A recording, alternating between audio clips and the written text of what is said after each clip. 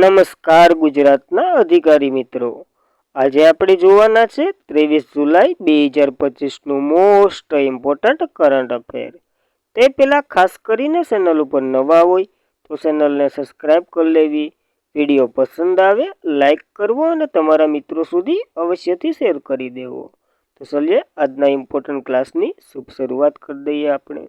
રાષ્ટ્રીય ધ્વજ દિવસ 2025 ક્યારે મનાવવામાં આવ્યો? તો 22 જુલાઈના રોજ મનાવવામાં આવે છે દર વર્ષે. તો 22 જુલાઈ 1947માં આપણે આ તારીખ છે જ્યારે બંધારણ સભાએ ભારતમાં સ્વતંત્રતાના થોડા સમય પહેલા જ તિરંગાને રાષ્ટ્રીય ધ્વજ તરીકે અપનાવ્યો હતો. એની જ માનમાં ઉજવવામાં આવે. હવે રાષ્ટ્રીય ધ્વજના જેટલા પણ ફેક્ટ પૂછાવા યોગ્ય બધી જોઈ લઈએ. રાષ્ટ્રીય ધ્વજની લંબાઈ અને પહોળાઈની વાત કરીએ તો 3:2 છે. આ પીએસઆઈનો પ્રશ્ન છે. સ્વીકાર તો કે 22 જુલાઈ 1947ના રોજ થયો હતો. હાલના જે ધ્વજ છે ને એની ડિઝાઇન પિંગલી વેંકૈયાએ બનાવી હતી, જે આંધ્રપ્રદેશના છે અને કર્ણાટક ખાદી ગામ ઉદ્યોગમાં એને નિર્માણ થયું હતું. ફરકાવવું તો કે 15 ઓગસ્ટના રોજ પ્રધાનમંત્રી ફરકાવે. લહેરાવું 26 જાન્યુઆરીના રોજ રાષ્ટ્રપતિ લહેરાવે છે.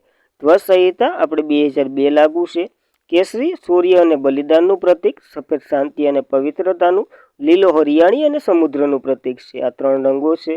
વચમાં અશોક ચક્ર છે જેમાં 24 આરા છે અને આ ધર્મ શાસન માટે છે અશોકના.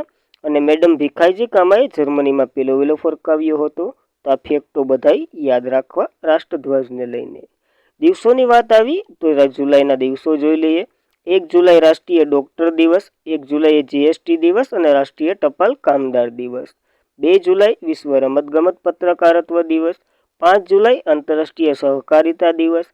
6 જુલાઈ વિશ્વ જીનોસિસ દિવસ અને વિશ્વ ગ્રામીણ વિકાસ દિવસ.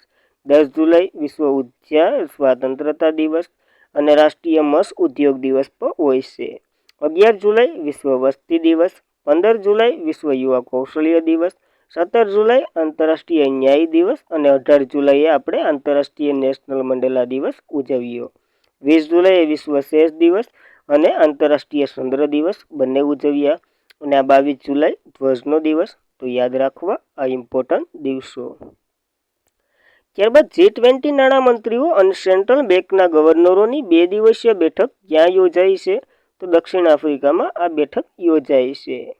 તો G20 નાણામંત્રી અને સેન્ટ્રલ બેંકના ગવર્નરોની બેઠક, જે ગ્રુપ ઓફ 20 તરીકે ઓળખીએ છીએ આપણે G20માં, નાણામંત્રી અને સેન્ટ્રલ બેંકના ગવર્નરોએ દક્ષિણ આફ્રિકામાં તેમની 2 દિવસીય બેઠકનું સમાપન કર્યું. વૈશ્વિક સહયોગને વધારવા પર ધ્યાન કેન્દ્રિત કર્યું અને સંયુક્ત નિવેદન સાથે કર્યું. ડબલમાં યોજાયેલ આ વાટાઘાટોમાં સંઘર્ષ, વેપાર, પુરવઠો, શૃંખલા વિપક્ષ, દેવું, આબોહવા આ વગેરે પોઈન્ટો ઉપર ચર્ચા થઈ, જે જરાય યાદ નથી રાખવાનું. થીમ યાદ રાખવાની છે, એકતા, સમાનતા અને ટકાઉપણું. તો ખાસ આ ઇમ્પોર્ટન્ટ બેઠક છે, આપણે યાદ રાખવી. G20ની વાત કરીએ તો એનું ફૂલ ફોર્મ તમને કહી દીધું. સભ્ય તો કે 19 દેશો અને 2 સંગઠનો છે, જે યુરોપિયન યુનિયન અને આફ્રિકન યુનિયન બંને છે. 2025માં યજમાન દેશ આફ્રિકા જ છે. તો ખાસ ઇમ્પોર્ટન્ટ ધરાવે આ બેઠક વિશે. ત્યારબાદ ભૂપેન્દ્ર પટેલે કયા શહેરમાં GRIT ઓફિસનું ઉદ્ઘાટન કર્યું છે? તો ગાંધીનગરમાં આ ઉદ્ઘાટન થયું છે. આપણા ભૂપેન્દ્ર પટેલે કર્યું છે, જે 17માં ગુજરાતના સીએમ છે. તો ગુજરાતના મુખ્યમંત્રી ભૂપેન્દ્ર પટેલે શનિવારે ગાંધીનગરમાં ગુજરાત સ્ટેટ ઇન્સ્ટિટ્યુશન ફોર ટ્રાન્સફોર્મેશનના નવનિર્માત કાર્યક્રમનું ઉદ્ઘાટન કર્યું, જે સત્તાવાર વેબસાઇટ અને ડિજિટલ ડેશબોર્ડ પર લોન્ચ કર્યું છે. પ્રધાનમંત્રી નરેન્દ્ર મોદી દ્વારા કલ્પના કરાયેલ આ વિકસિત ભારત @ 2047ના વિઝન હેઠળ વિકસાવવામાં આવ્યું છે અને આ માર્ગદર્શન સ્થાપના રાજ્ય સત્તા થિંક ટેક તરીકે ઓળખવામાં આવશે. તો ખાસ ઇમ્પોર્ટન્ટ ધરાવે છે આ કેન્દ્ર, યાદ રાખવું. ત્યારબાદ વધુ સારી આપત્તિ વ્યવસ્થા માટે કયા રાજ્યએ UNDP એટલે કે યુનાઇટેડ નેશનલ ડેવલપમેન્ટ પ્રોગ્રામ સાથે જોડાણ કર્યું છે? તો યોગીને જોઈને તમે બધી ટીક કરી જ દેશો, ઉત્તર પ્રદેશ. તો સંયુક્ત રાષ્ટ્ર વિકાસ કાર્યક્રમે બુધવારે રાજ્યમાં આપત્તિ વ્યવસ્થાને વધુ એક અસરકારક અને વૈજ્ઞાનિક બનવા માટે સહયોગ કામ કરવા માટે એક મજબૂર કરાર કર્યા હતા અને મુખ્યમંત્રી યોગી આદિત્યનાથની હાજરીમાં હસ્તાક્ષર થયેલા છે. કેને વચ્ચે? તો સંયુક્ત રાષ્ટ્ર વિકાસ કાર્યક્રમ અને ઉત્તર પ્રદેશની વચ્ચે. આનો ઉદ્દેશ્ય રાજ્યની સંસ્થાકીય ક્ષમતાઓને મજબૂત બનાવવી તકનિકને અભિયમ અને આધારિત બહુસ્તરીય આપત્તિ વ્યવસ્થાની પ્રણાલી કરવી. તો આ પૂર ને વાવાઝોડા અને જે કુદરતી આપત્તિ આવે ને એ બધીની માહિતગાર કરવાનું છે. યુનાઇટેડ નેશનલ ડેવલપમેન્ટ પ્રોગ્રામ જેની રચના 1965માં થઈ હતી, એનું હેડક્વાર્ટર ન્યુયોર્ક ખાતે છે અને હેડ તો કે અસીમ સ્ટેન્સ છે. અને યુપીની વાત કરી લઈએ, કેપિટલ લખનઉ, સીએમ યોગી આદિત્યનાથ અને સરકાર આનંદીબેન પટેલની છે. તો ખાસ આ ઇમ્પોર્ટન્ટ માહિતી યાદ રાખવી. ત્યારબાદ કેમ્પસમાં મહિલાઓની સુરક્ષા અને કયા રાજ્યએ એટલે કે શક્તિશ્રી કાર્યક્રમની જાહેરાત કરી છે? તો આ ઓડિશા સરકારે કરી છે જાહેરાત. કારણ કે હમણાં જો બાલાસોરમાં એક કોલેજમાં વિદ્યાર્થીનીને કઠિન જાતીય સતામણી મામલે ન્યાય ન મળતા એને આત્મદાહ એટલે કે પોતાની રીતે સળગાવી અને આત્મહત્યા કરી લીધી છે. એના જ માનમાં સીએમએ આવા કંઈક નિર્ણયો લીધા છે. તો ઓડિશાના ઉચ્ચ શૈક્ષણિક સંસ્થાના વિદ્યાર્થીઓની સલામતી અને સુનિશ્ચિત કરવાના હેતુથી એક કાર્યક્રમ એટલે કે વ્યાપક કાર્યક્રમ શક્તિશ્રીના નામે શરૂ કરવામાં આવ્યો છે. અને ઓડિશાના મુખ્યમંત્રી મોહન શરણ માંઝીએ શનિવારે આવી જાહેરાત કરી છે. આ પહેલ તમામ 16 રાજ્ય સંકલિત યુનિવર્સિટીઓ, 730 સરકારી અને સહકારી બધી કોલેજોમાં અને બધીમાં લાગુ કરવામાં આવશે. તો ખાસ આ શક્તિશ્રી કાર્યક્રમ યાદ રાખવું. ઓડિશામાં કર્યું આવું બધી કેપિટલ ભુવનેશ્વર, સીએમ મોહન શરણ માંઝી અને રાજ્યપાલ હરિભાઉ કંભમપતિ છે. તો ખાસ ઇમ્પોર્ટન્ટ માહિતી છે, યાદ રાખી લેવી. ત્યારબાદ ભારતમાં 30 વર્ષથી ઓછી ઉંમરના ટોચના 10 સૌથી યુવા ઉદ્યોગ સાહસિકમાં ટોચ ઉપર કયા ઓનર છે? તો ઝોમેટોના બંને ઓનર છે આપણા. તો જોઈ લઈએ. તો નવનિર્મિત એડવાન્સ વેથ જે હુરોન ઇન્ડિયા દ્વારા એક રિપોર્ટ બહાર પાડવામાં આવ્યો છે. યુ એટલે કે અંડર 30 લિસ્ટ 2025 બદલાતી લહેર પ્રતિબિંબ કરે છે, જે 30 વર્ષથી ઓછી ઉંમરના ઉદ્યોગ સાહસિકોને પ્રકાશિત કરે છે. અને આ યાદીમાં કેવલ્ય વાહોરા અને આદિત્ય પાલીસા બંને માત્ર 22 વર્ષના છે અને દેશના સૌથી ઝડપી વિકાસ સ્ટાર્ટઅપમાં એક ક્લિક કોમર્શિયલ પ્લેટફોર્મ ઝોમેટો સહસ્થાપક છે. અને એ બંનેને ટોચ ઉપર રાખ્યા છે આ લિસ્ટમાં. તો ઇમ્પોર્ટન્ટ આ યાદીમાં 79 યુવા ઉદ્યોગ સાહસિકોનો સમાવેશ કરવામાં આવ્યો છે.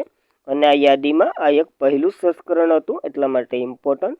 ઝોમેટોની વાત કરીએ, એક ભારતીય ઝડપી વાણિજ્ય કંપની છે જેની સ્થાપના જુલાઈ 2021માં થઈ હતી અને મુખ્ય મથક બેંગ્લોરમાં છે. તો કેટલો ગ્રો કરી રહ્યું છે એ આપણને ખ્યાલ જ છે.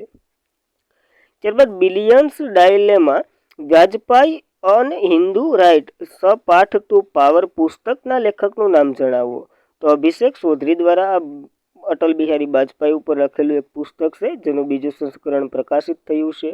તો believer's dilemma Vajpayee and Hindu right path to power 1977 થી 2018 સુધીની આ વાર્તા છે અને લેખક અભિષેક ચૌધરી દ્વારા લખવામાં આવ્યું છે અને અટલ બિહારી વાજપેયી ઉપર છે અને આનું બીજું સંસ્કરણ પ્રકાશિત થયું છે.